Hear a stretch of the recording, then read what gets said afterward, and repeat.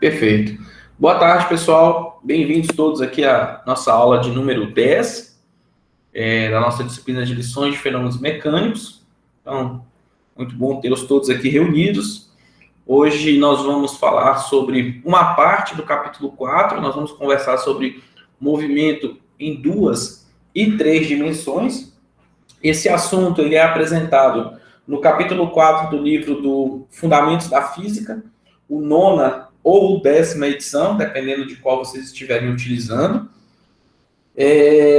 Bem, esse assunto ele é um assunto, um capítulo maior, né, do que a gente já vinha trabalhando, e eu opto por trabalhar esse assunto em 2 semanas de forma separada, tá? Então, hoje nós vamos visualizar até a parte de movimento balístico, e depois a gente vai falar de movimento circular uniforme e movimento relativo. Como eu deixei o material na segunda-feira, ontem, para vocês, eu sei que ainda não tiveram um tempo suficientemente grande para olhar o material, estudar com calma, fazer o exercício. Hoje eu vou dar um foco maior na revisão, tá? Então eu vou falar com um pouquinho mais de detalhe, algumas coisas, mostrar alguns resultados, e vou tentar resolver algum exercício ou outro para que vocês possam entender melhor como funciona, tá? Bem, com relação aos relatórios de atividades, né? Os RADs das equipes eu recebi, mas eu ainda não dei o feedback. Eu acho que hoje eu já estou dando feedback. Acabei me enrolando um pouquinho com as coisas da UFRA, mas isso não vai acontecer novamente. Sexta-feira a gente tem a entrega de relatórios, então se organizar para as equipes. O próximo responsável fazer essa entrega de relatório, tá bom? E é isso, pessoal. Bem, a gente vai falar hoje, né, de movimento em 2 e 3 dimensões, então aqui é importante a gente destacar o seguinte, né, que esse é um capítulo que vai... Vocês estão me ouvindo bem? Tá bom o áudio? Nem perguntei. Coloca aí no chat, tá? Tá bom o áudio para vocês? Tá, perfeito. Porque minha sala aqui às vezes pode parecer que tem eco, e aí eu não sei. Então, bem... O capítulo 4, pessoal, ele fala de movimento em 2 dimensões, mas aqui é importante a gente destacar o seguinte, né? E quando você fala em movimento, a gente começou a estudar isso no capítulo 2, tá? E quando você fala de movimento em 2 e 3 dimensões, você está falando de vetores. Então, aqui entra conceitos apresentados no capítulo 3. Então, veja que esse capítulo 4... ele nada mais é do que a junção do que a gente vem discutindo nas últimas 2 semanas. Então, por isso, é importante ter esses conteúdos bem solidificados na cabeça de vocês, que não tenha nenhuma dúvida, porque aqui é mais que uma aplicação do que um conceito novo, tá? Então, a gente vai revisitar muitas das coisas que a gente já aprendeu no capítulo 2 e no capítulo 3, mas aqui a gente vai usar numa roupagem um pouco diferente. Então, o capítulo ele começa falando sobre a noção de posição e deslocamento, e aí nessa seção a gente tem alguns objetivos que devem ser alcançados, né, na aprendizado. E aí quais são eles? Né? Nós temos 3 pontos, e eu vou destacar cada um e vou relatando a importância, o que funciona. Bem, o primeiro... eu espero que vocês saibam desenhar vetores posição, né? Tanto em 2 quanto em 3 dimensões de uma partícula, onde vocês vão saber indicar as componentes desse vetor em relação aos eixos de um sistema de coordenada. Veja que isso a gente aprendeu lá no capítulo 3 de vetores. Um outro objetivo importante a ser alcançado ao estudar essa seção é que, para um dado sistema de coordenadas, vocês saibam como determinar o módulo, né, a orientação e o módulo do vetor posição de uma partícula a partir das suas componentes, ou vice-versa, né? Então, eu te dou as componentes e você sabe determinar módulo e orientação, né, o ângulo, ou eu te dou o módulo e a orientação e você encontra as componentes. Então, tudo isso daqui foram conteúdos apresentados na nossa aula de vetores. Então, você pode revisitar o conteúdo de vetores que você vai rever isso tudo que a gente está aprendendo. E, por final, né, a gente vai aprender aqui a usar a relação entre vetor deslocamento e os vetores posição inicial e posição final. Então, veja que aqui tem muito mais questão conceitual do que questão puramente operacional de continha, tá? Então, aqui é mais uma questão conceitual para se trabalhar. Então, bem, a gente começa, nosso ponto de partida é entendendo o que é o vetor posição. Então, o vetor posição, ele é um objeto matemático, ou melhor, ele é um objeto físico que a gente utiliza para localizar uma partícula no espaço. E quando a gente fala de espaço, tá, pessoal? Aqui em física, ele pode ser tanto um espaço em duas dimensões, então você tem dois eixos, quanto pode ser um caso de 3 dimensões. Você tem 3 eixos. Tudo bem? E o que geometricamente, visualmente, é o vetor posição para nós, tá? Enquanto pessoas que estão estudando isso. Bem, o vetor posição, ele é um vetor que liga um ponto de referência até a nossa partícula que a gente está estudando. Então, é uma setinha que indica. Então, na figura aqui, a gente vê que a gente tem uma origem, tá? É identificado por esse ponto em vermelho, e você tem um outro ponto que identifica a localização da nossa partícula. A seta que sai da origem em direção ao objeto é o que nós chamamos de vetor posição e representamos por essa letra R. Então, aqui é o nosso vetor posição, ok? E como que a gente escreve esse vetor posição? Bem, usando a notação vetorial e os vetores unitários ou os versores unitários, o vetor posição ele é escrito dessa seguinte maneira, onde a gente faz a leitura, vetor posição é igual componente x, ou x na direção y, mais y na direção j, mais z na direção k. Então, essa equação 4.1 representa para a gente um vetor posição. Como exemplo, olha, dado um vetor posição de componentes menos 3 metros, 2 metros e 5 metros, então aqui você está dizendo componente x, componente y e componente z. Esse m é a unidade física de comprimento, metros. O vetor posição, ele vai ser dado por essa expressão. Então, observe que no lugar do x, aqui em cima, eu coloquei o valor da componente x, que é menos 3 metros. No lugar da componente y, 2 metros. No lugar da componente z, 5 metros. E graficamente, você pode visualizar esse vetor aqui nessa figura do lado, né? Então, veja que a componente x é a distância percorrida ao longo do eixo x, 2 metros é a distância percorrida ao longo do eixo y, e 5 metros é a distância percorrida ao longo do eixo z. Tudo bem, pessoal? Ficou claro ou ficou alguma dúvida com relação a isso? Posso continuar? Tudo certo. Beleza. Então, identificar o vetor posição é saber colocar as componentes no lugar certo e desenhar esse vetor de forma correta num sistema de eixo de sistema de coordenadas. Se porventura nós estivermos falando de um espaço em 2 dimensões, então o nosso vetor posição, ele obrigatoriamente vai ter apenas 2 componentes, tá? Então aqui seria um caso bidimensional, 2 dimensões. Vamos lá.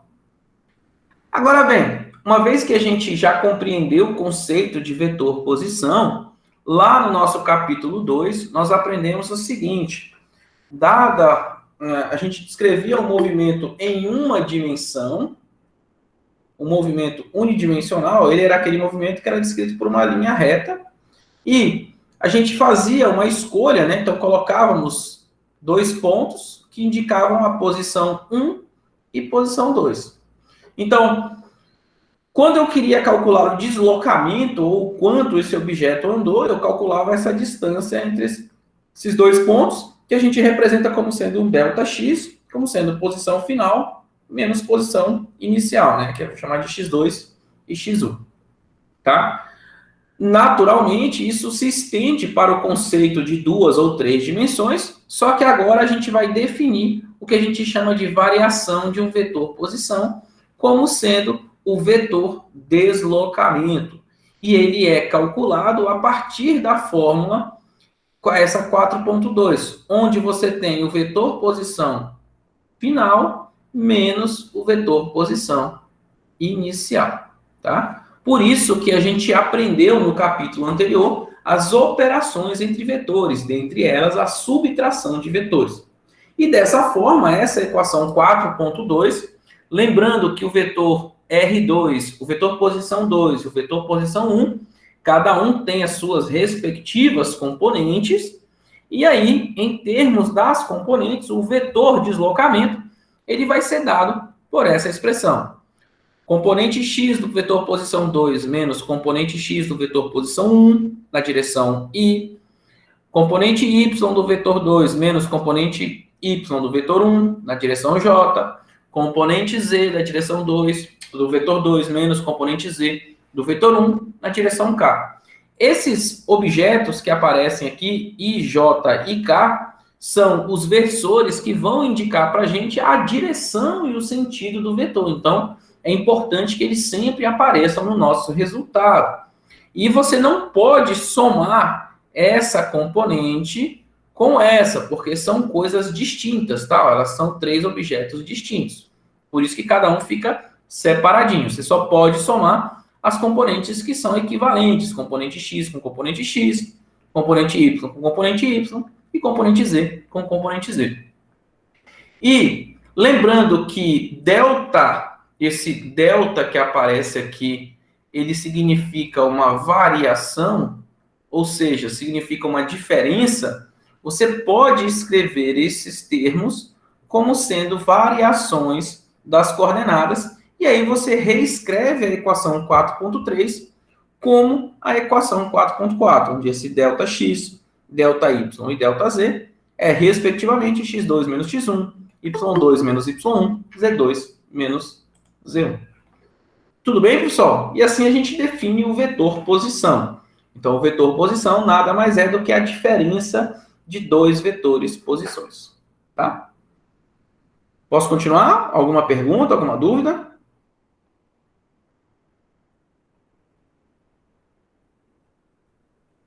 Ok. Bem, agora que a gente entende o que é a vetor posição e variação, a gente pode falar no conceito de velocidade média, ou vetor velocidade média, e depois a gente pode falar também de velocidade instantânea. E aqui vale destacar o seguinte, quando a gente fala de velocidade média, a gente ainda aqui está num contexto de ensino médio, tá?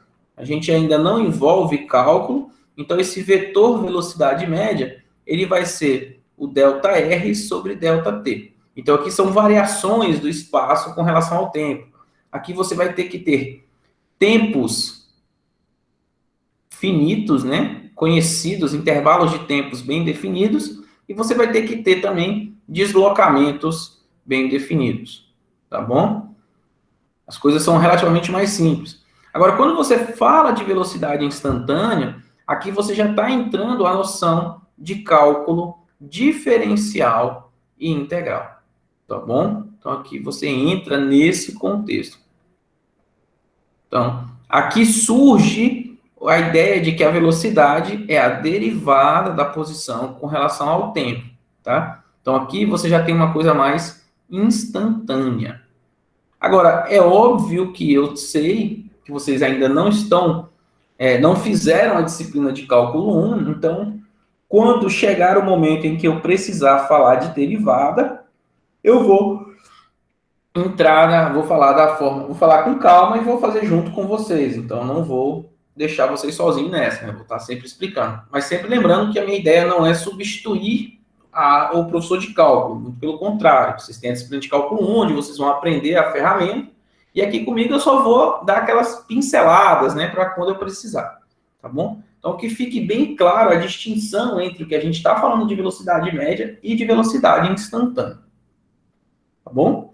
Dentro dessa sessão, existem alguns objetivos que eu espero que sejam alcançados, né? O primeiro, e eu acabei comentando logo no início, é que vocês saibam que a velocidade ela é uma grandeza vetorial.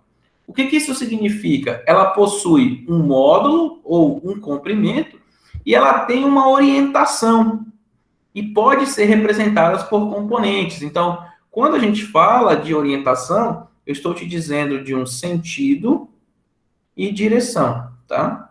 E por isso, você consegue representar isso em termos de componentes.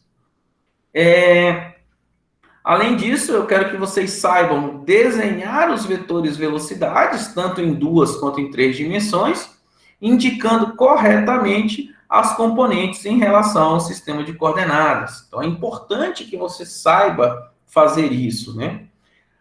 Claro que vocês também precisam saber relacionar os vetores posição inicial e final, dado o intervalo de tempo entre essas duas posições, e o vetor velocidade média de uma partícula, usando a notação de módulo ângulo ou de vetores unitários. Então, dados dois vetores posições e um intervalo de tempo que separe eles, como que eu consigo desenhar o vetor velocidade média? A gente vai ver isso, tá? E por fim, e aqui eu vou destacar numa cor diferente, porque aqui é um cuidado que a gente tem que ter, dado um vetor posição de uma partícula, em função do tempo, saber determinar a velocidade instantânea.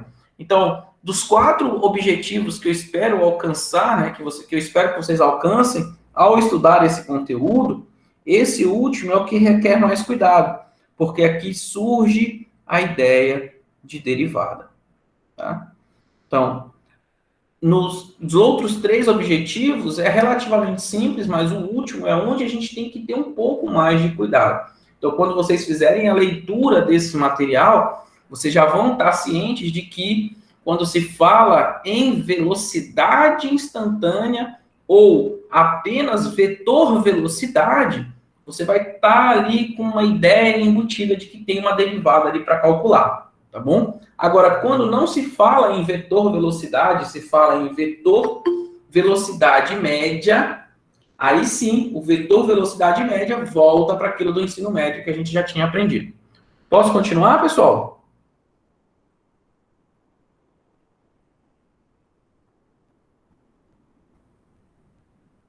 Perfeito. Bem, então vamos começar no ponto de partida, que é a velocidade média, que é o que a gente já conhecia no ensino médio, a gente já vem falando sobre isso. Então, a velocidade média, ela nada mais é do que um deslocamento dividido pelo intervalo de tempo correspondente, né? Então, dado um intervalo de tempo e um deslocamento, como que eu acho o vetor velocidade média? Eu uso essa fórmula. Então, o vetor velocidade média é o vetor deslocamento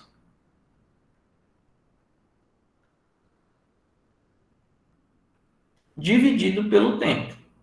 Então, a partir dessa equação, a gente percebe que esse resultado aqui, ele obrigatoriamente tem que ser um vetor, né? E por que tem que ser o vetor? Veja, o vetor deslocamento, como o próprio nome diz, ele é um vetor. E o tempo, ele é um número. Então, eu tenho um vetor dividido por um número. Então, o resultado dessa operação continua sendo um vetor. Então, a primeira coisa é a velocidade média, ela é um vetor. Se ela é um vetor, então eu tenho que saber escrever esse vetor em termos de suas componentes. E aí a gente substitui quem é o vetor deslocamento, a gente viu que é o ΔXi, mais o ΔYJ, mais o ΔZK, e divide ele pelo tempo. Agora observa que cada carinha que aparece aqui, ó, esse ΔX, esse ΔY e esse ΔZ, que são as componentes, são números, e eu posso dividir com o tempo. Então aqui eu estou vendo, ó, ΔX sobre ΔT, ΔY sobre ΔT, ΔZ sobre ΔT. Então, cada um desses elementos dentro do parênteses na cor vermelha são as componentes do vetor velocidade. I chapéu, J chapéu e K chapéu são os vetores unitários que dão a direção e o sentido para a gente. Tudo bem, pessoal? Como exemplo, eu trago aqui uma partícula que sofre um deslocamento dado pelo vetor deslocamento de componentes 12 metros na direção I e 3 metros na direção K, no intervalo de tempo de 2 segundos. Como que a gente encontra a velocidade média? Bem, basta a gente pegar a equação 4.9, tá aqui, e identificar os elementos. Então, olhando para a equação 4.9, eu já sei que o 2 segundos representa o ΔT. Então, eu já sei quem é esse cara. Falta encontrar o vetor deslocamento. Mas observem que, diferentemente do que aparece aqui, né? Aqui eu tenho 1, 2, 3 componentes. O nosso vetor deslocamento ele só possui 2 componentes. Então, só vou colocar as 2 que aparecem.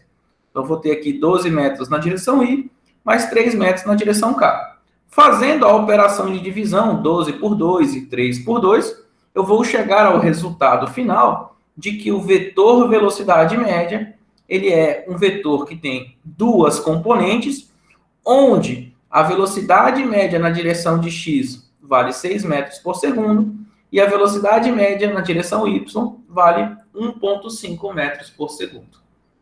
Tudo bem, pessoal? Deu para entender como funciona ou ficou alguma dúvida?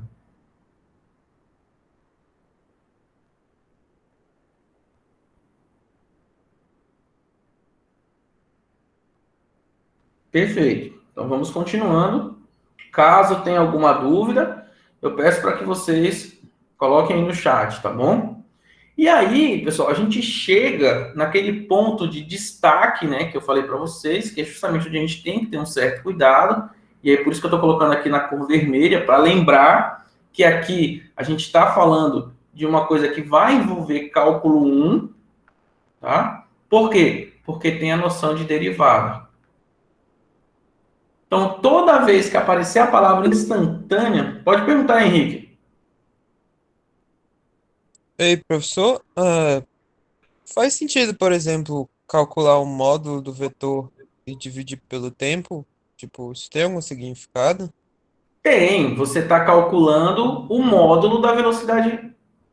Por exemplo, se você quisesse calcular isso daqui, você estaria calculando o módulo da velocidade média, Ah, tá. tá? Então, do... Tá, não, entendi.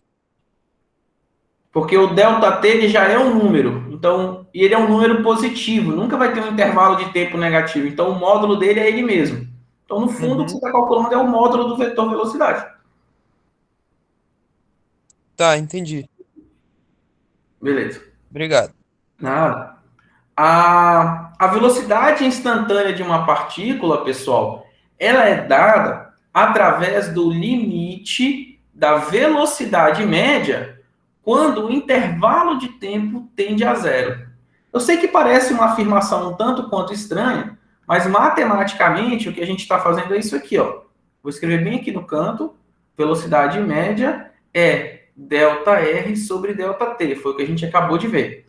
Quando eu calculo o limite dessa velocidade média, quando esse tempo vai para zero, isso vai me dar não a velocidade média, mas vai me dar o vetor velocidade instantânea. Tá bom? E matematicamente, isso é a definição de derivada. Então, de novo, aqui surge o conceito de derivada. Então, a gente lê que a velocidade instantânea é a primeira derivada do vetor posição em função do tempo. Quando aparece algo desse tipo, é porque esse vetor posição, ele é uma função do tempo. E aí, lá em cálculo 1, vocês vão aprender como que operacionaliza a derivada. Tudo bem? Mas, de novo, eu não vou entrar no mérito do cálculo em si, tá?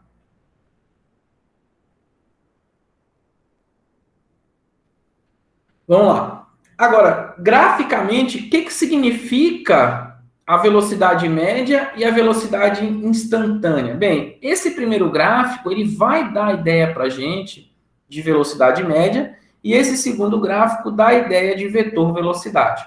Por quê? Vamos lá.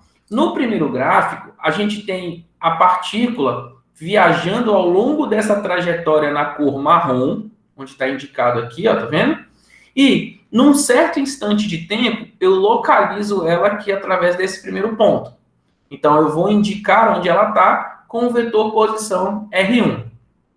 Decorrido um certo intervalo de tempo para sair daqui e chegar a esse ponto, eu tenho a partícula agora numa outra posição. Então, como ela está numa outra posição, eu vou indicar ela através do seu vetor posição R2. Nós aprendemos que a diferença entre as duas posições nos fornece o vetor deslocamento. E aqui está aí. Deixa eu dar um zoom aqui para ficar melhor. Conseguem ver melhor agora, sim?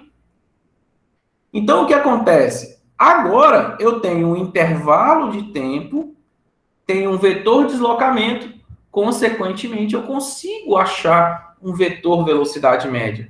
E esse vetor velocidade média, pessoal, ele vai ser um vetor que vai ter a mesma direção e mesmo sentido que o vetor deslocamento. Porque lembra, a velocidade média é o vetor deslocamento dividido por tempo. Então, a direção e orientação tem que ser do vetor deslocamento.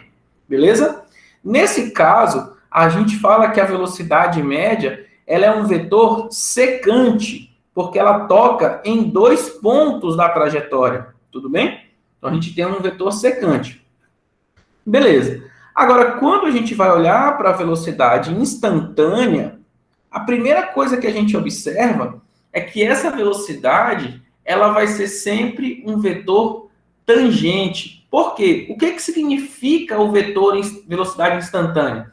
Eu vou reduzir essa distância, esse intervalo de tempo que separa esses 2 pontos, eles vão ser reduzidos a praticamente zero. Então, a posição 2 ela vai estar praticamente em cima da posição 1. E aí, o meu vetor velocidade, ao invés de ser um vetor secante, tocar em 2 pontos da trajetória, ele vai ser única e exclusivamente um vetor tangente. E esse vetor tangente ele vai ter 2 componentes, uma na direção x e outra na direção y. Então, esse seria o gráfico da velocidade instantânea da partícula. Se por acaso eu quisesse desenhar essa partícula num outro instante de tempo, então digamos que eu desenhei ela aqui, o vetor velocidade, quem seria ele? Ele vai ser um vetor tangente, então ele vai estar apontado nessa direção aqui. Ó. O que significa? Se eu cortasse, se não existisse essa linha aqui, ele ia sair reto nessa direção. Tudo bem, pessoal? Posso continuar?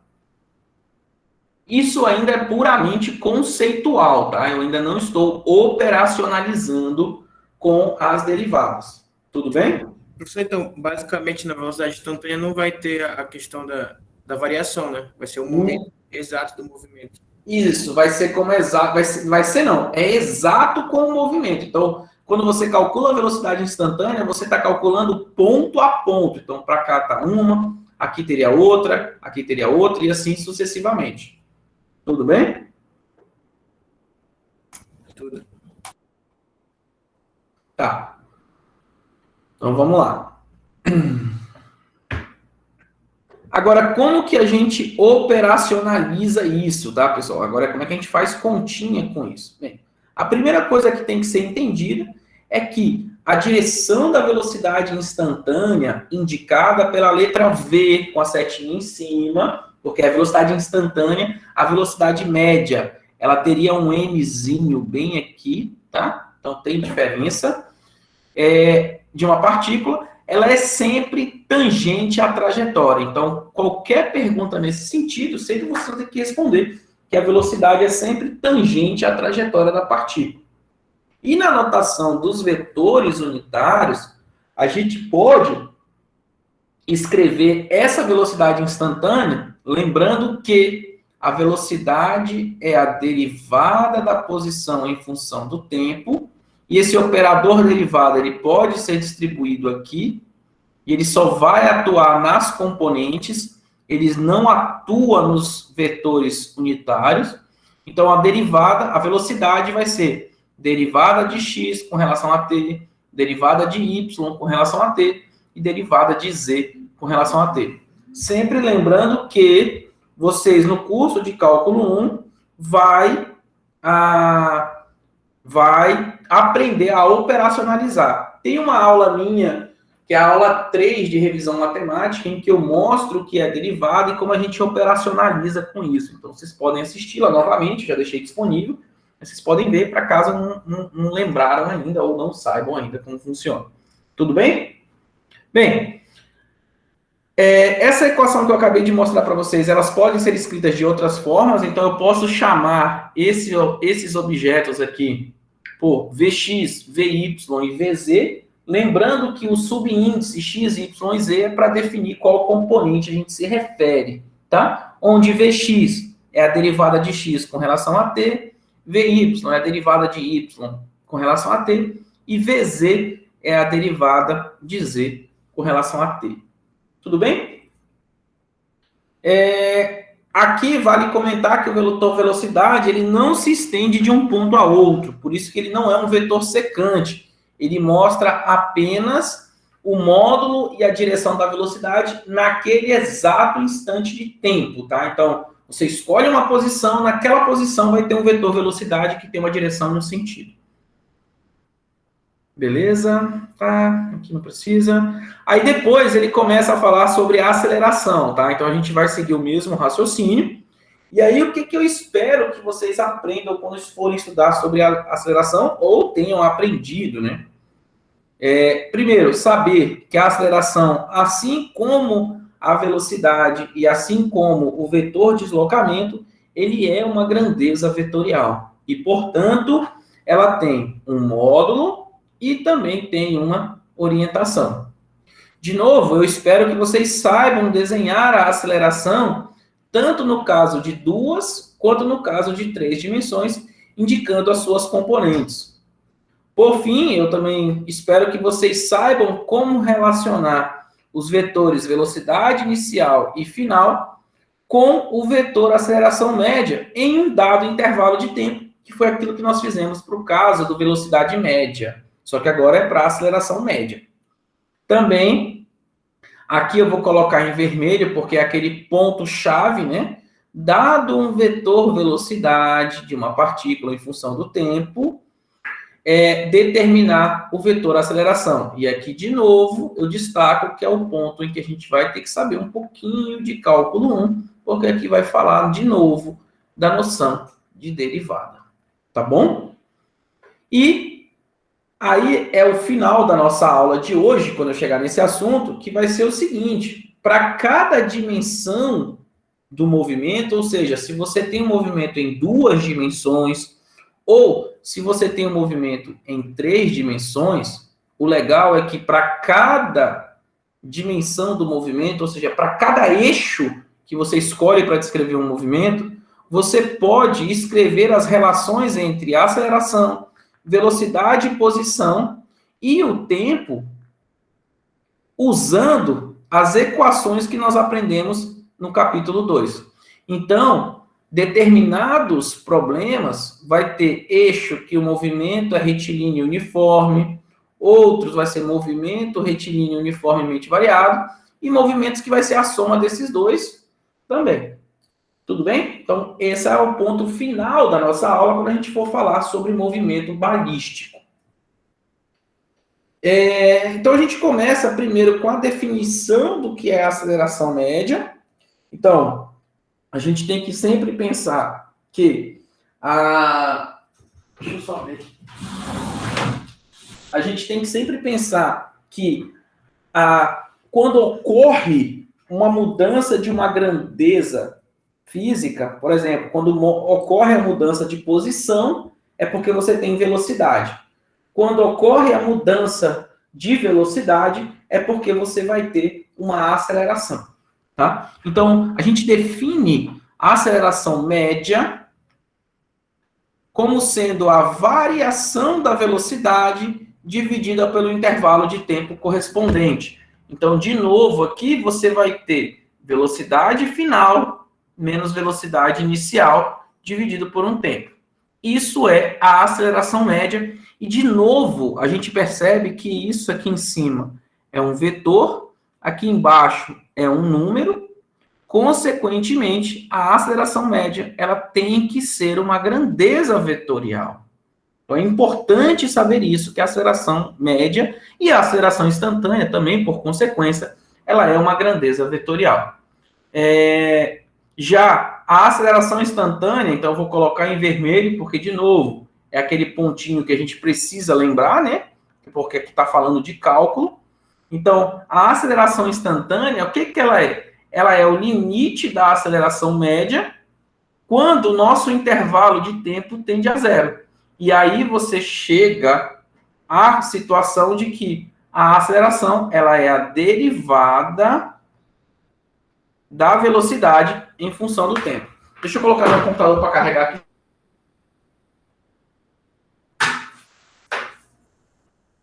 Até aqui tudo bem, pessoal? Tem alguma dúvida? Alguém não entendeu alguma coisa? Posso continuar? Todos estão conseguindo acompanhar comigo aí?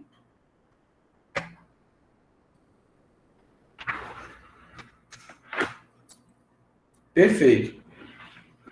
Então vamos lá. O importante é estar todo mundo conseguindo acompanhar. Bem, agora que a gente sabe que a aceleração ela é a primeira derivada da velocidade em função do tempo, então a derivada da velocidade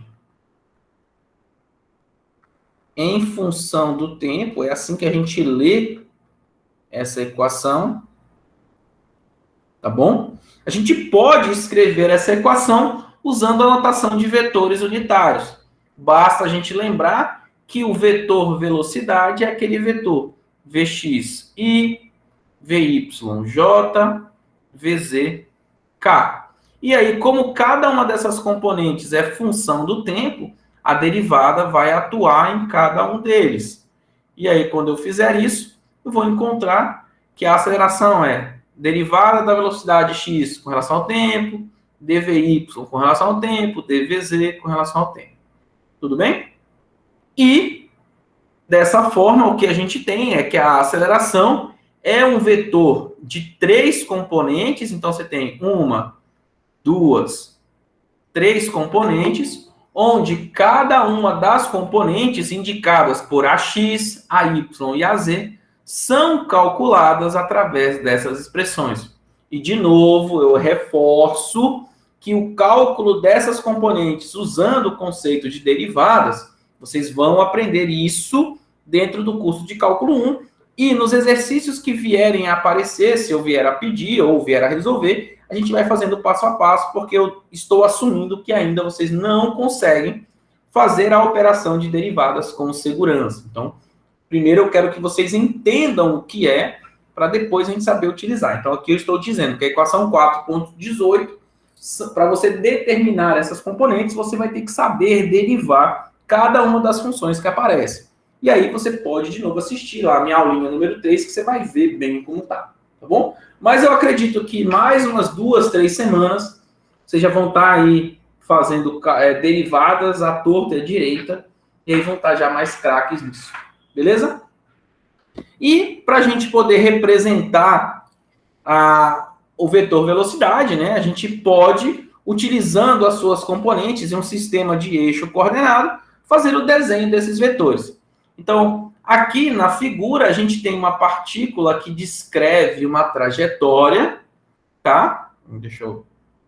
Ela descreve por essa cor marrom a trajetória. Você tem o vetor aceleração indicado aqui e as suas respectivas componentes, tanto na direção x quanto na direção y, tá bom? Então, esses carinhas que aparecem aqui são as componentes da aceleração.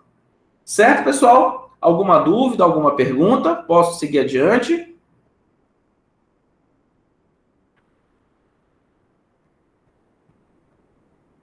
Perfeito. Assim como no caso da velocidade, o vetor aceleração ele não se estende de um ponto a outro. Ele mostra apenas o módulo e a direção da velocidade exatamente no ponto, da aceleração exatamente no ponto, tá? Perfeito. E aí, gente, a gente chega ao nosso ponto-chave da aula de hoje, onde eu queria, né, realmente dar uma maior atenção, que é no movimento balístico. Então, o que vem a ser um movimento balístico, tá? Então, de novo, o movimento balístico tem algumas considerações que a gente tem que fazer. A primeira é que você está estudando um objeto que vai se movimentar sem necessariamente se preocupar com as forças que agiram sobre eles. E esse movimento, normalmente, ele acontece em duas dimensões. Tá? Quando a gente fala de movimento balístico, então a gente está falando de dois movimentos em duas dimensões e os movimentos eles são independentes em cada um dos eixos. Então, isso significa que eu posso estudar o movimento nos eixos de forma separada. Isso é bom. A outra coisa é que um dos movimentos ela ocorre com uma aceleração constante em um dos eixos. A gente vai ver isso. Em outro, acontece que a velocidade é constante. Então, um eixo vai ter aceleração constante, enquanto que outro eixo vai ter aceleração, velocidade constante. Também tem uma coisa que é importante, que existe um certo ângulo de lançamento.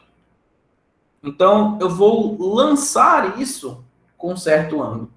E, por fim, a gente tem também que isso vai ser jogado com uma certa velocidade inicial. Ok? Agora, o que é interessante comentar, e aí eu vou colocar em outras cores para que vocês possam acompanhar o meu raciocínio, é que quando a gente fala do movimento com aceleração constante, você está falando de movimento retilíneo uniformemente variável.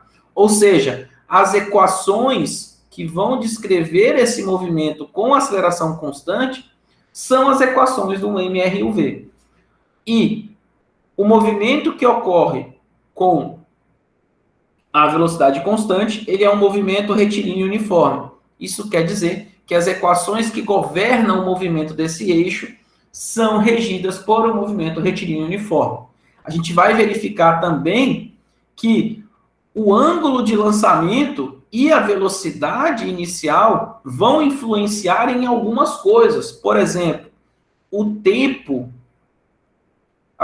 total do movimento vai influenciar, o valor desse ângulo e o valor da velocidade. A altura máxima também vai ser influenciada. E até mesmo a distância horizontal percorrida. Ou melhor, o alcance. Tá? O alcance vai depender disso daí. Tudo bem, pessoal? Até aqui tudo tranquilo?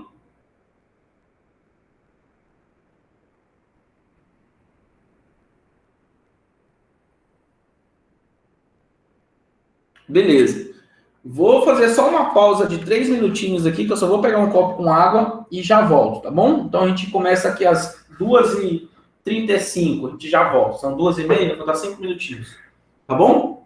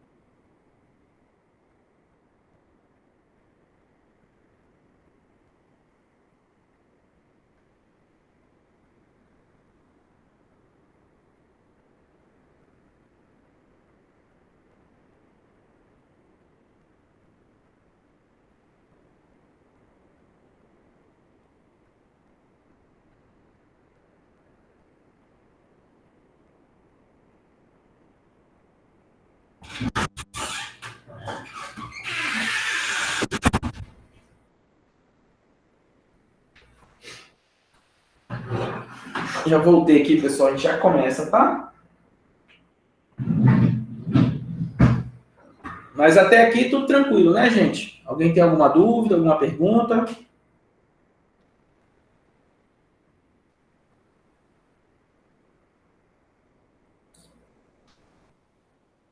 Não esqueçam de assinar a frequência, tá, pessoal?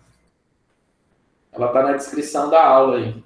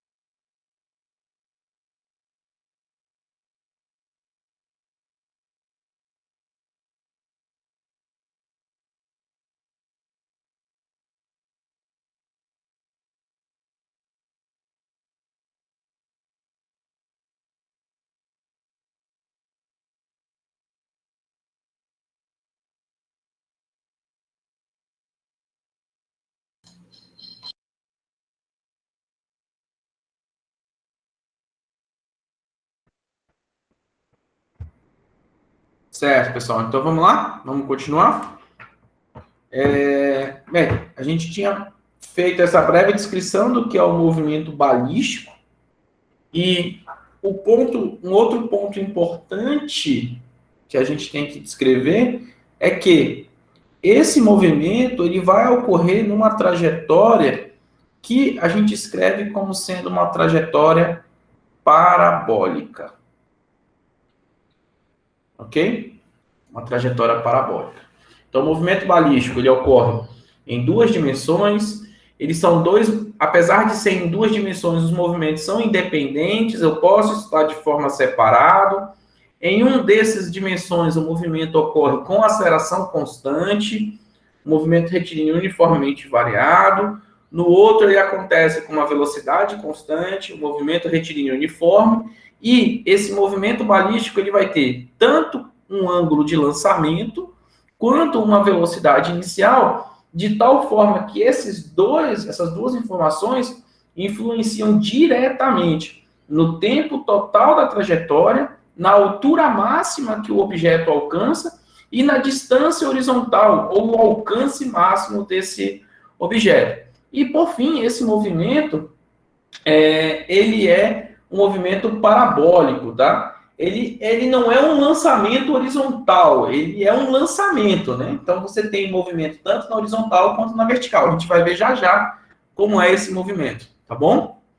Então, quais são os objetivos que a gente tem a aprender nesse tópico de assunto, tá? Primeiro, como eu já bem disse, o que eu espero é que vocês consigam explicar, usando um gráfico de trajetória de um projétil, a variação tanto do módulo e a orientação da velocidade e da aceleração ao longo do percurso. Isso é importante. Você tem que saber olhar o gráfico da trajetória e saber identificar como está representado os vetores velocidade e os vetores aceleração ao longo da trajetória.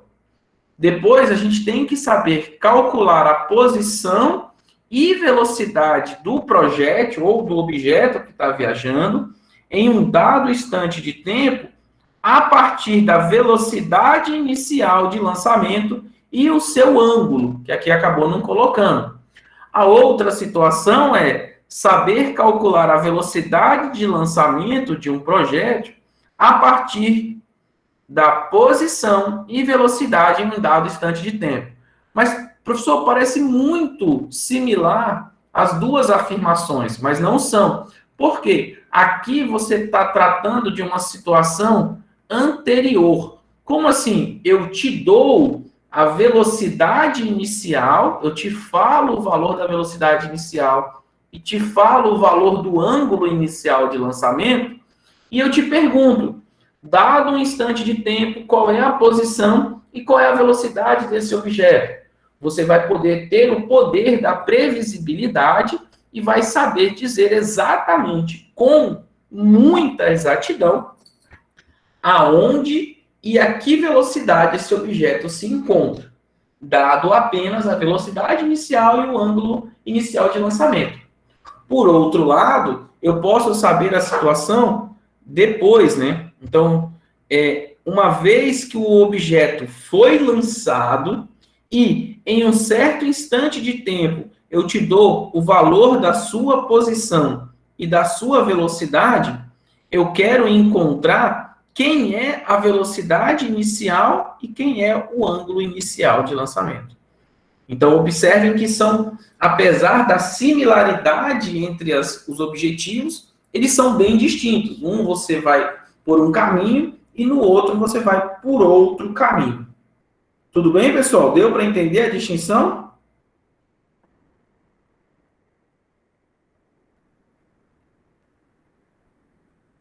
Posso continuar?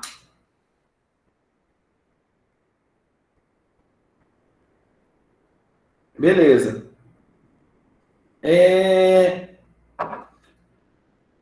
Dito isso, vamos então estudar o movimento balístico, né?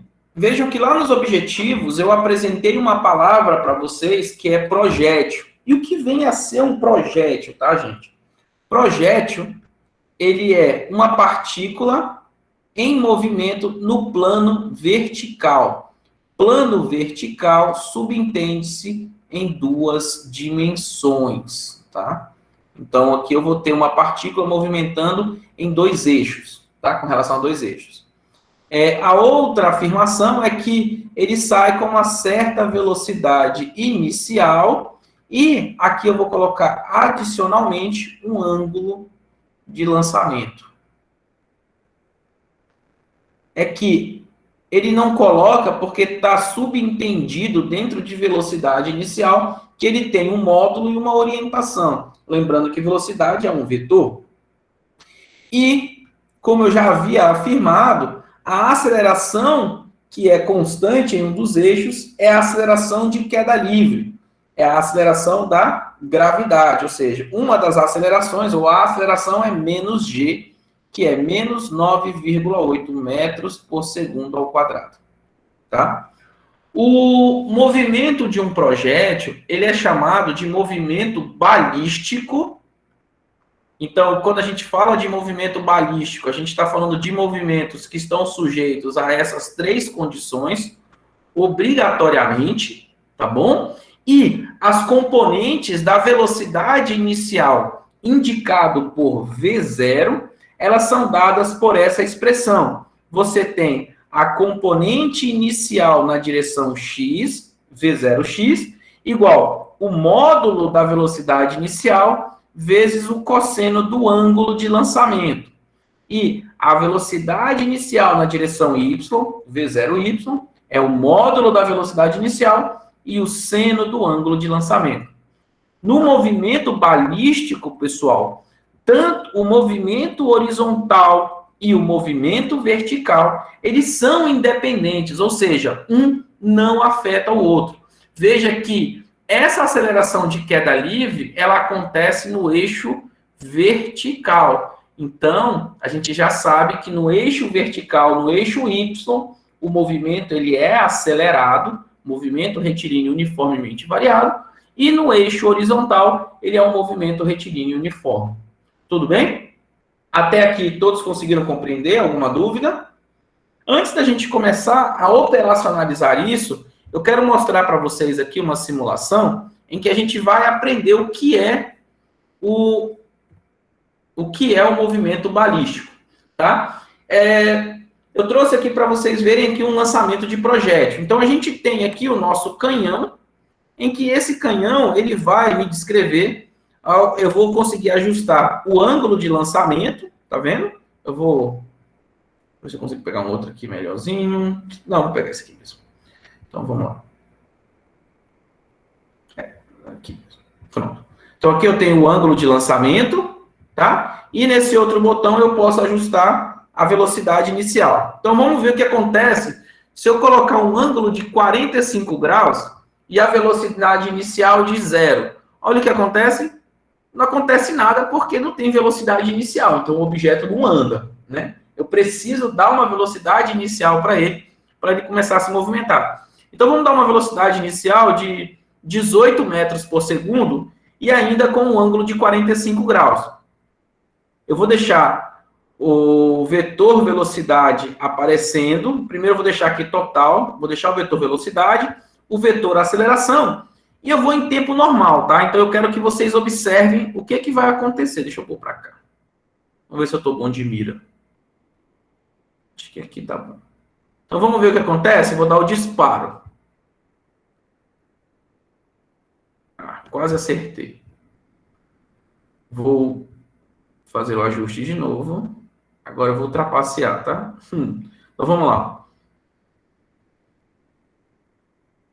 Quais as observações a gente consegue visualizar? Eu vou disparar novamente, tá? O vetor na cor verde, ele representa a velocidade e o vetor na cor amarela representa a aceleração. Observem, agora eu vou deixar em slow motion e observem o que acontece com cada um dos vetores.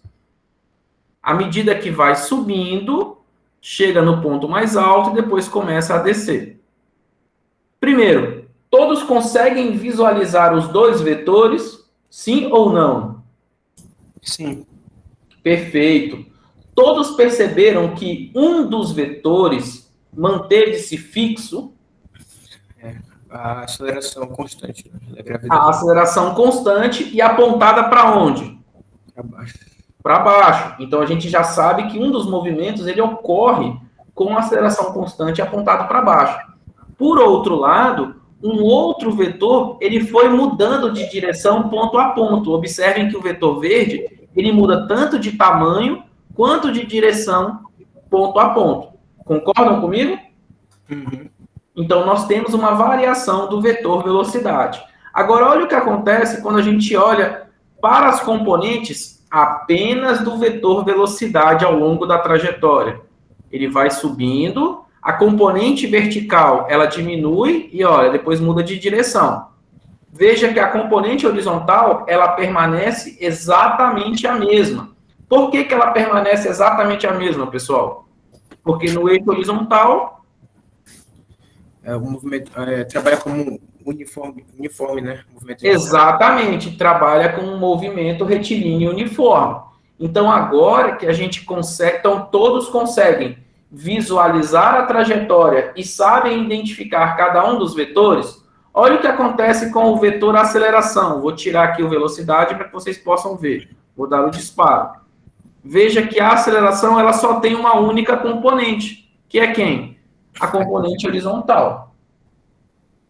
Tudo bem? Simples. Então, isso é um dos objetivos, é vocês saberem. Olha o que acontece quando eu mexo na trajetória. Se eu mexer no ângulo, mas eu mantive a mesma velocidade inicial. Olha o que acontece. O objeto, ele descreve uma trajetória parabólica, mas eu influencio, né, na questão do alcance e da altura, né? Então, veja que eu aumento a altura máxima, mas eu diminuo o alcance. Tudo bem? Se eu mexo na velocidade e mantenho o mesmo ângulo, olha o que acontece.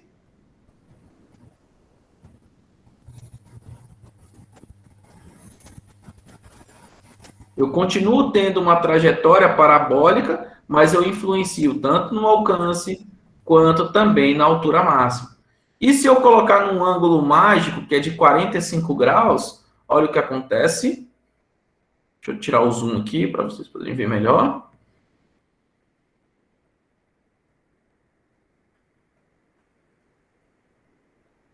Todos conseguiram visualizar? Sim. Alguém ficou com dúvida, alguma coisa? Quer que eu veja alguma coisa em específico aqui no lançamento ou eu posso continuar com a aula? No caso, 45 graus vai ser o alcance máximo, né? De dentro de uma determinada velocidade. Né? Isso. A gente está visualizando que o alcance de 45 graus, ele sempre é máximo, né? Para um valor de velocidade inicial. A gente tem que considerar isso, tá? Então, se eu fizer se eu fizer 2 lançamentos com a mesma velocidade inicial, o que for lançado a 45 graus, ele descreve um alcance maior, tá? E eu posso brincar aqui, ó, posso colocar esse cara aqui em cima, ó. Posso mudar, dar a mesma coisa.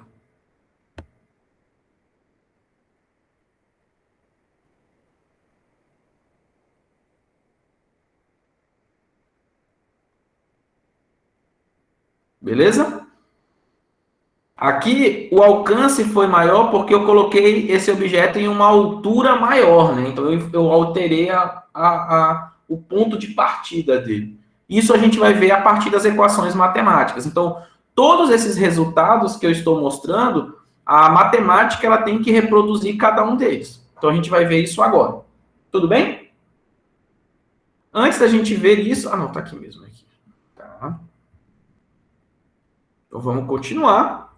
Então, bem, como eu bem mostrei para vocês, a gente pode decompor esse movimento.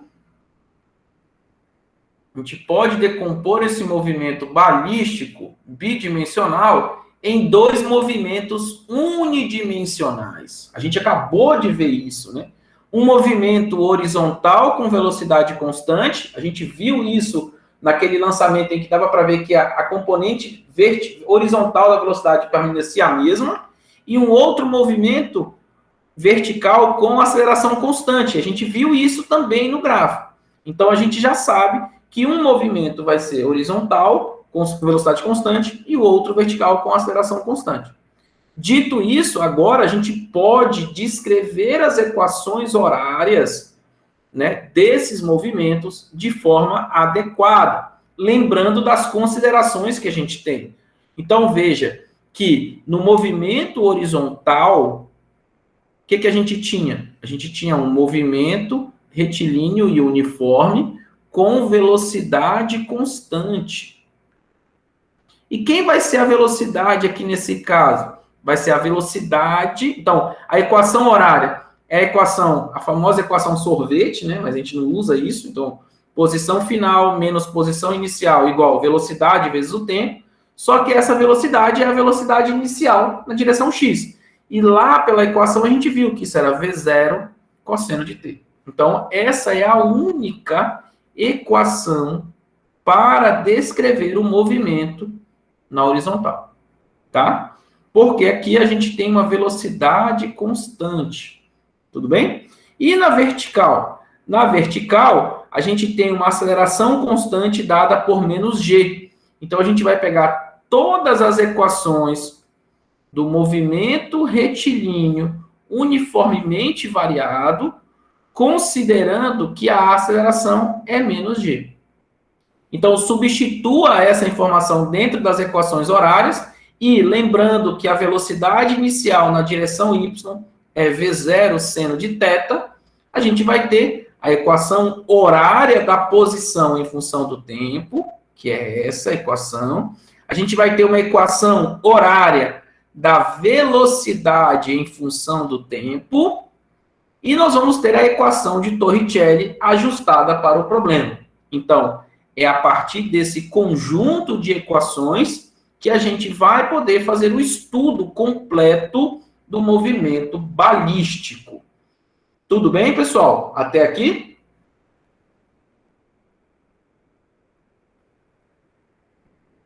Posso continuar?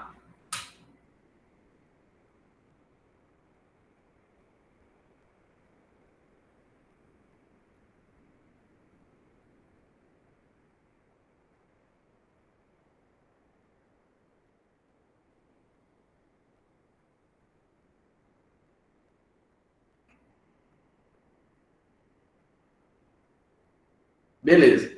Então, vamos lá. Então, eu vou parar aqui a apresentação só para eu pegar aqui um outro arquivo. Espera aí. Tá.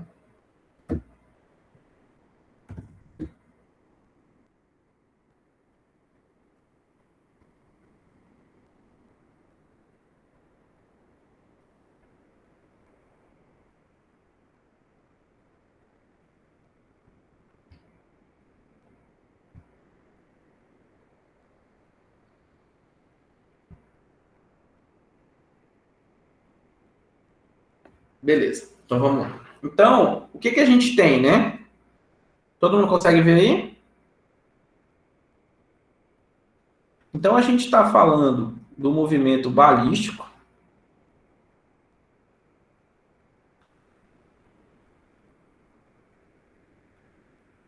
Tá? E a gente já viu que no eixo horizontal, o movimento é retilíneo, uniforme, a velocidade que é constante ela é dada por V0 cosseno de θ.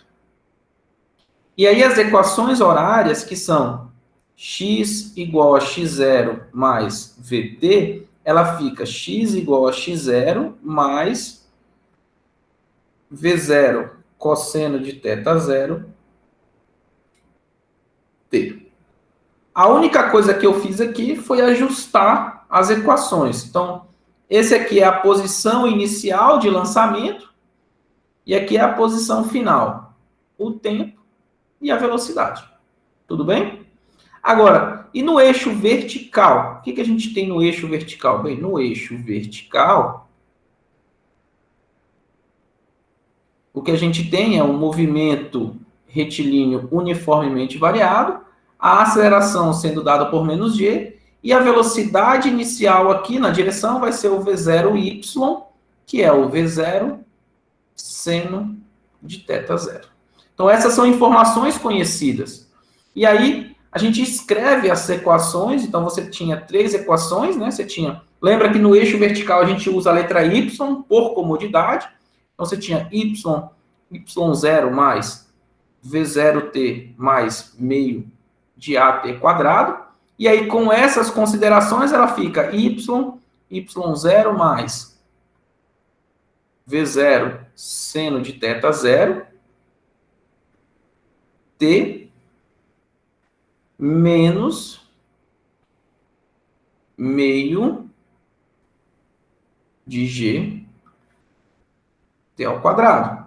O que está em vermelho é o que eu substituí em função das considerações do movimento, tá bom? E o que está em azul é o que eu não mexi, é o que já é dado do problema, tá? A outra velocidade, a outra equação que a gente tem é a velocidade em função do tempo, mas aí, usando as considerações do problema, que vai ser velocidade na direção y, v0 seno de θ zero, opa, vou deixar aqui menos gt.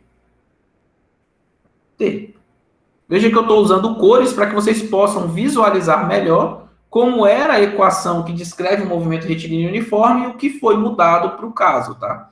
E, por fim, você tem a equação de Torricelli, que ela fala isso, né?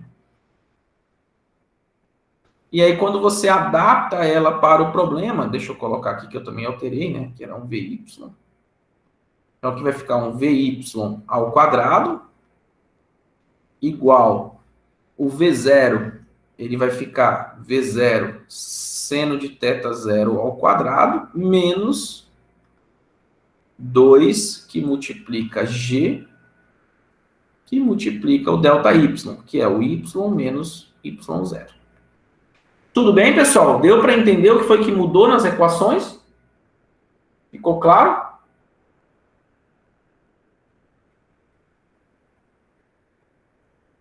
Perfeito. Agora, a partir desses conjunto de equações, é que a gente consegue encontrar algumas coisas. Quais são? Por exemplo, a gente consegue encontrar o tempo de subida. Como que eu acho isso?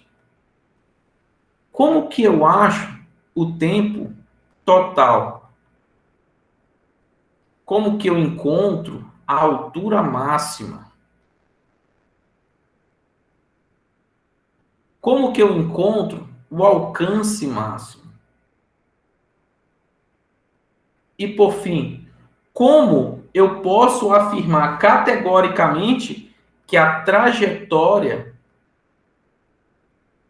é parabólica? Então, vejam que essas são perguntas que nós temos para responder usando quem? As equações horárias.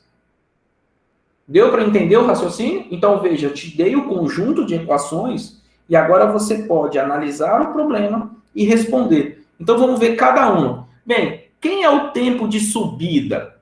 O tempo de subida é o tempo necessário para sair da origem e chegar até o ponto mais alto da trajetória. Concordam comigo? Por quê? Porque depois que ele chega no ponto mais alto, ele começa a descer. Então, já não é mais tempo de subida. Todos concordam com esse raciocínio?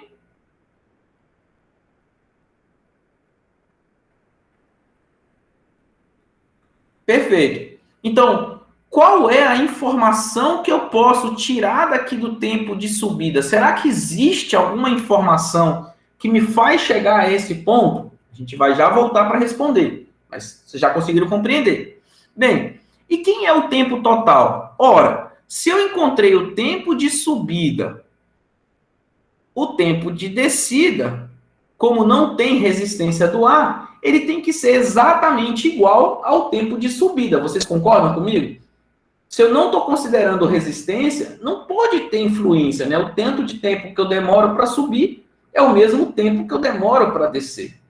Concordam comigo? Sem resistência do ar, isso tem que ser válido. Então, o tempo total vai ser 2 vezes o tempo de subida. Agora, como que eu acho a altura máxima? Bem, a altura máxima, ela vai me dizer a localização da partícula bem aqui, né? No eixo vertical. Então, quem é a posição da partícula na altura máxima? Bem, a altura máxima, ela está no eixo Y. Então, se eu substituo o tempo de subida dentro da equação horária, o resultado tem que ser a altura máxima. Todos concordam? Porque, ora, se eu estou falando em posição, eu tenho que olhar para essa equação. Se eu quero saber a posição que ela se encontra no ponto mais alto da trajetória, e o ponto mais alto é indicado pelo tempo de subida, então eu uso o tempo de subida aqui na equação, e como resposta eu tenho que ter a altura máxima. Todos conseguem visualizar esse meu raciocínio, ou foi muito rápido?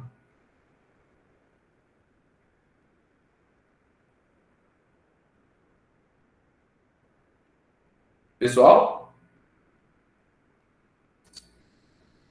Perfeito, perfeito. Aí, tranquilo, né? Então, a gente achou. Mas, aí vem uma outra pergunta. Bem,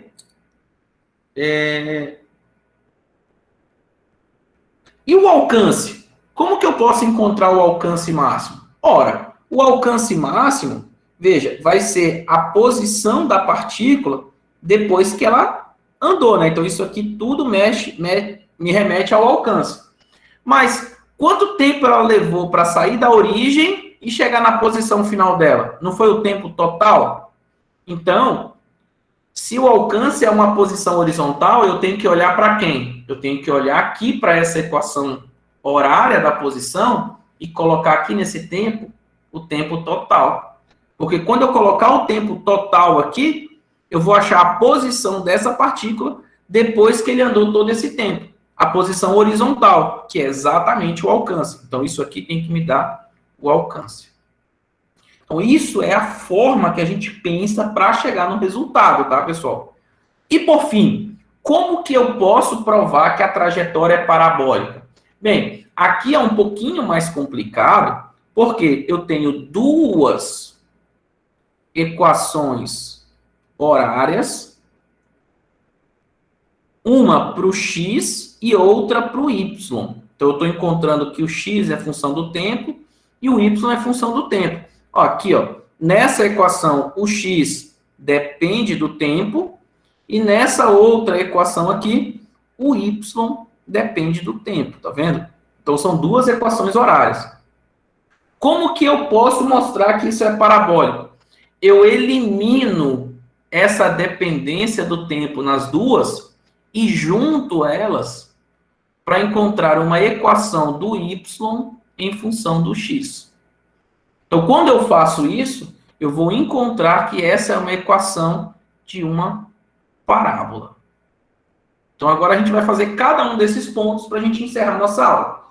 Tudo bem? Veja que eu apenas estou apresentando a ideia de como a gente vai responder essas perguntas, tá? E a gente ainda não está propriamente respondendo. Então, vamos começar primeiro pelo tempo de subida. Então, pelo tempo de subida, a gente tem que olhar para a trajetória da partícula e achar alguma informação no ponto mais alto que nos ajude a encontrar. Então, eu vou interromper aqui rapidinho. Eu vou vou apresentar de novo para vocês.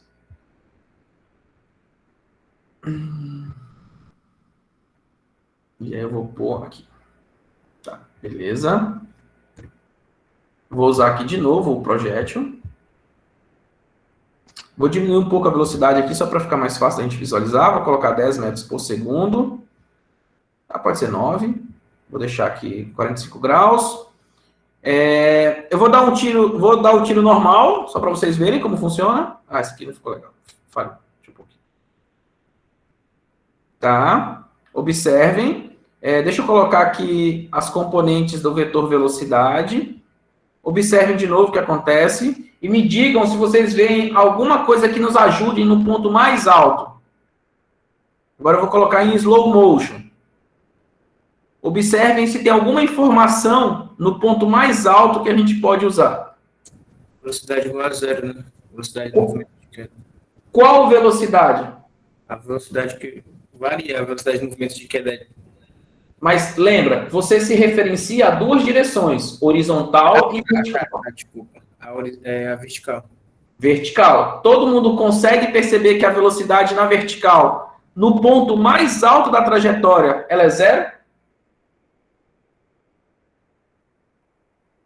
Perfeito. Então, isso me ajuda a dizer o seguinte. Ponto mais alto eu posso afirmar que a velocidade final na direção y é zero. Tudo bem? Então, eu volto para a equação horária da velocidade, ó, e vou usar essa informação. Então, no ponto mais alto, a velocidade ela é zero e eu estou calculando o tempo de subida. Então, eu vou pegar velocidade final, vou escrever aqui tudo em azul, tá? Seno de θ zero menos gt, é a equação. Só que no ponto mais alto, a gente já sabe que essa velocidade ela é zero e esse tempo bem aqui é o tempo de subida. Tudo bem? E aí a gente pode finalmente achar que esse tempo de subida, organizando, agora é uma questão de álgebra, né? Isso vai ser V0 seno de θ zero sobre G. Todo mundo consegue entender por que ficou essa equação, pessoal? Só manipulei algebricamente e isolei o tempo, tá? Então, se você tiver dificuldade, eu vou pôr aqui na cor verde. Eu isolei o que está na cor verde. Tá? Perfeito. Então, a gente já respondeu a primeira pergunta. Qual era a informação que a gente precisava ver aqui? Que a velocidade final na direção y é zero. Então, isso deu para a gente encontrar o tempo de subida. E o tempo total? É 2 vezes o tempo de subida. Então, vamos achar o tempo total. Então, o tempo total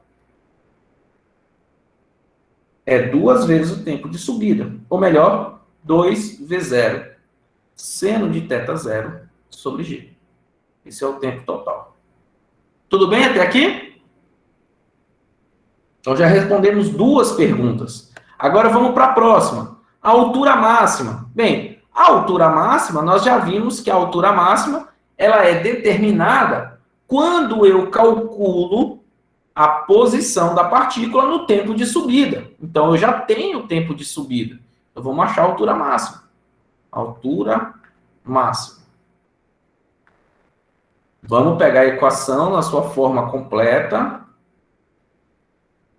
V0 seno de θ 0t menos meio de gt quadrado. E nós vamos organizar melhor. Então, y menos y0, só passei esse cara para o lado de cá. V0 seno de θ 0t menos meio de g t ao quadrado. Então, o que a gente sabe? Quando eu calcular esse tempo que aparece como sendo o tempo de subida, essa diferença bem aqui, ele vai ter que me dar quem? A altura. Tudo bem? Então, substituindo essa equação aqui dentro, nós vamos encontrar uma expressão. E aí eu vou deixar para vocês a tarefinha, mas vocês vão ver que essa altura, ela é meio de V0 ao quadrado, seno ao quadrado de θ sobre G. Ok? Substitua este resultado aqui dentro. Tá? Onde está o tempo de subida, coloque aqui e manipule. Tudo bem, pessoal? Posso continuar?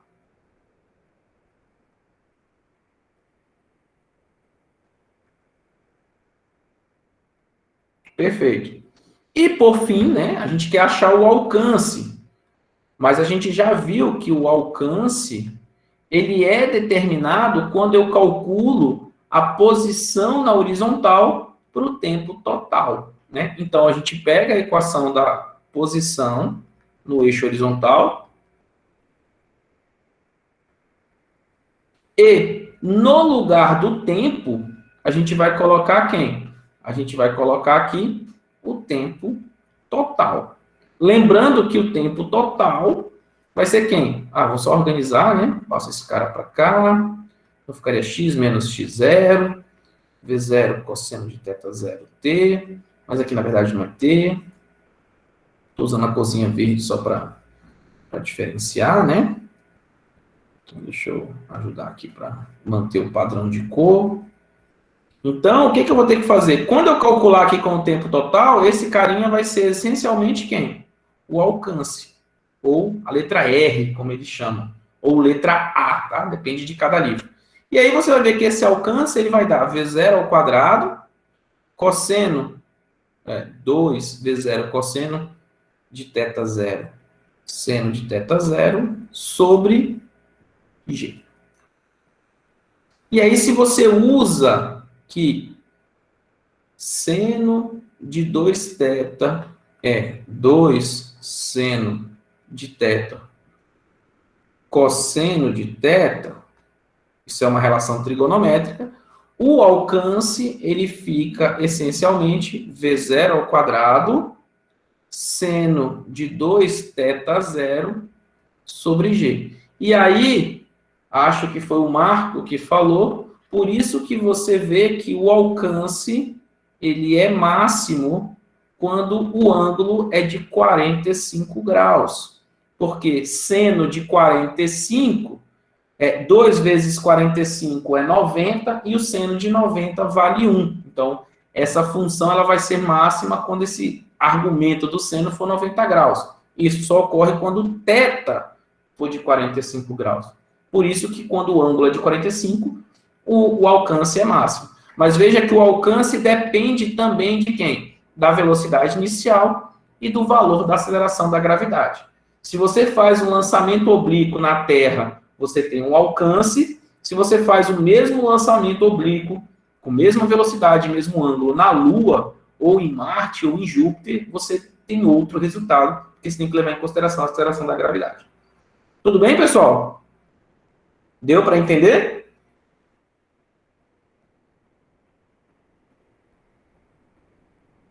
Perfeito. E para a gente finalizar a nossa aula, a gente tem o caso para saber como que a trajetória é parabólica. Por que que descreve uma parábola? Bem, para isso a gente vai ter que usar duas equações apenas. A equação de x igual a x0 mais v0 cosseno de θ zero t, e a equação de y0 mais v0 seno de θ zero t menos meio de g t quadrado. Então, o que que eu vou fazer aqui? Bem, inicialmente eu vou ter que pegar na primeira equação e isolar o tempo. Então, dessa primeira equação, a gente vai encontrar que o tempo ele é igual a x menos x0 dividido por v0 cosseno de θ zero. Então, eu isolei o tempo, tá? Com essa informação, eu vou substituir esse tempo aqui e vou substituir esse tempo aqui dentro. Ao fazer isso, pessoal, o que que vocês vão encontrar, tá? Então, substitua o tempo, manipula, faz com calma, tá? Porque é operação algébrica. Vocês vão encontrar essa expressão. Deixa eu colocar aqui. Então, manipulando, a gente vai encontrar que a trajetória do projétil, ou seja, o percurso que ele descreve é uma parábola, porque a equação que descreve ele é uma equação parabólica. E por que que eu sei que é uma equação parabólica? Porque a dependência de y em função de x, ó, é do tipo x quadrado. Então, o y de x é algo do tipo assim, ó, ax quadrado mais bx mais c, onde os coeficientes que aparecem são esses carinhas bem aqui, ó. É os que aparecem na frente. Então, você vê que o coeficiente tem um coeficiente de x quadrado. Por isso que ele é parabólico. E você pode encontrar essa equação fazendo aquelas substituições que eu mostrei para vocês. Tudo bem? A distância horizontal percorrida, a gente chegou a esse resultado, então eu mostro para vocês como chega, e a gente vê que ele é máximo para um ângulo de 40 graus. Agora, o que é curioso comentar, e aí a gente encerra, tá? É o seguinte: em todos os cálculos que a gente fez aqui, inclusive nas animações, nós assumimos que a resistência do ar ela foi desprezada. Só que essa é uma hipótese que nem sempre é válida, né? Então, eu vou voltar aqui para o nosso problema, e olha só, eu vou apagar aqui novamente. Então, eu vou disparar uma bala de canhão, vou brincar aqui no laboratório. Então, a gente está disparando uma bala de canhão com um ângulo de 45 graus e uma velocidade inicial de 18 metros por segundo. Eu já sei que vai dar mais ou menos aqui. Então, vamos ver o que acontece. Tá? Atirei. Quase eu acerto, vai. Agora, o que acontece se eu troco essa bala de canhão por, sei lá, uma bola de beisebol? A bola de beisebol é uma bola bem menor do que a bala de canhão. Vocês acham que ela vai descrever uma trajetória maior ou uma trajetória menor? Eu troquei o objeto.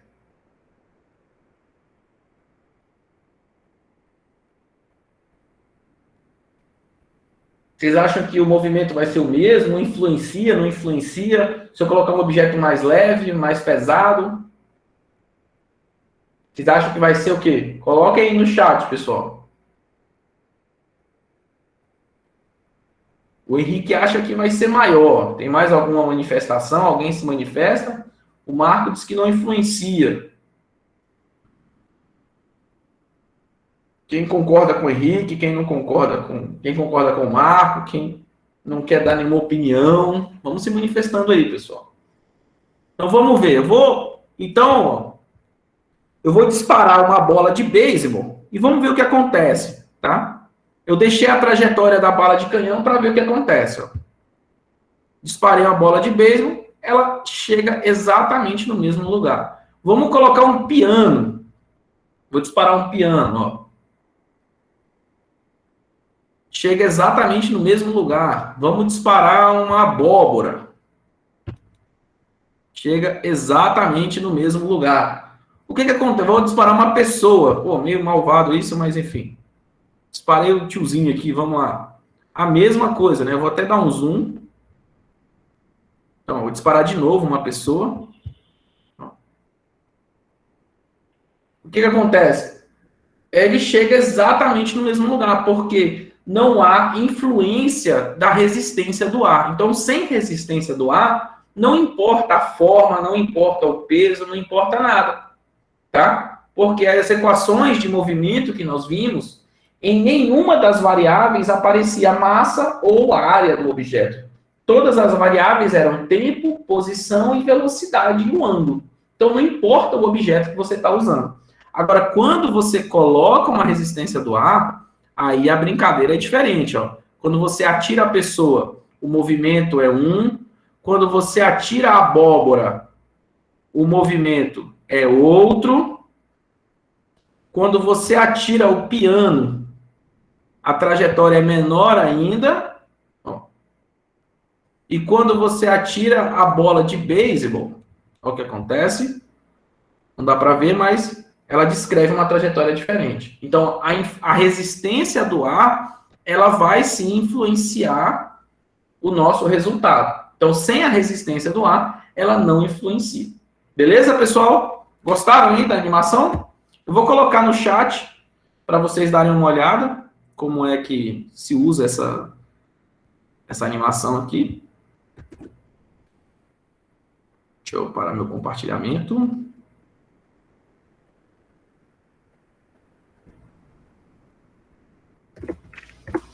Esse aí é do lançamento de projétil. Bem, hoje, como eu disponibilizei ontem, né? Então, assim, eu quis dar mais ênfase na parte dos resultados, da teoria, para que vocês pudessem desenvolver os exercícios. Então, hoje eu acabei não resolvendo tanto, mas eu fiz com devido cuidado cada uma das equações, mostrei o passo a passo, porque eu acredito que agora vocês vão poder ter mais maturidade para estudar o capítulo e aí sim conseguir resolver. Mas aqueles grupos que eventualmente tiverem dúvidas com relação a alguma questão, pode me mandar por e-mail, eu vou ter imenso prazer de responder, tá bom? E na próxima quarta a gente faz a revisão de movimento circular uniforme e movimento relativo, que é relativamente mais simples e mais rápido, e a gente fica a maior parte do tempo resolvendo exercícios. Beleza, pessoal? Tudo bem?